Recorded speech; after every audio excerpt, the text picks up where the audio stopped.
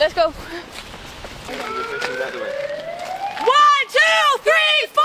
Open up the prison doors! There are 9,500 Palestinian hostages in Israeli concentration camps.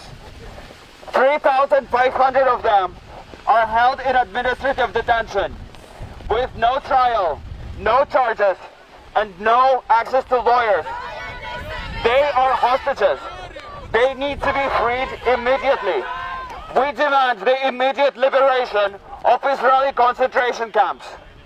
Free Ayman Khrayeb. Free Dr. Hussam Abu Safia. Free Rabea Abu Naim. Free all Palestinian hostages.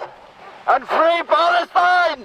Free all political prisoners! Free all political prisoners! Up with liberation, down with the occupation!